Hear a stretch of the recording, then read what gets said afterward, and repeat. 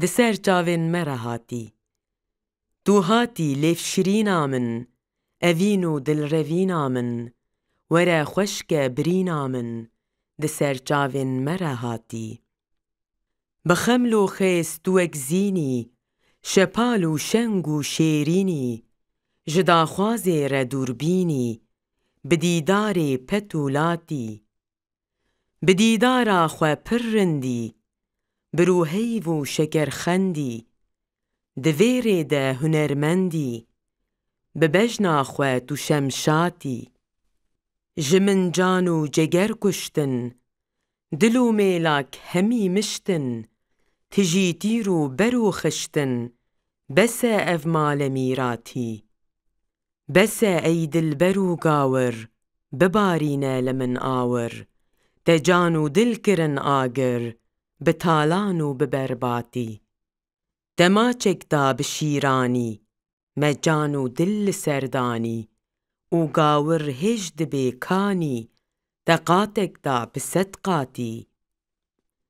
بس سیدا چنه گازن، دل ده تیرو رمبازن، مخونای چلو رازن، دوی جنگی ده شهماتی.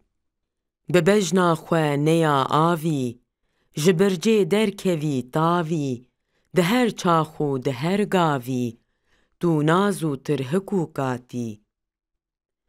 بنازداری تو اکشنگی، سپیزندی شوق رنگی، چه پادیشاهو سرهنگی، دکی زوره لمن تاتی. لبرت تاتو جوتارم، مگر از جارو بیزارم، لبجنا تا اویندارم، لتا پیروز پاشاتی. لتا پیروز ای دلبر، گمالو جانو دل یکسر، مدان بر پی اوین پرور، ازم رند خراباتی. خراباتم دمی خانی، ما میدا احمد خانی، جزیری فرک فنجانی، جکوپو کوزکن باتی. جکوپ دست کلخوزی، پری رنگ شکر سوزی، ممینوشی گهم دوزی، دو سیوین سور اخلاتی. وخواری من جوان لیوا، شراب و شربتا سیوا، گلو کزدیج من پیوا، گها بجنا لهفهاتی. هزارو ست اویندارن، دویره ده بریندارن، بقیرین و بهاوارن، تنی از خورتو جیهاتی.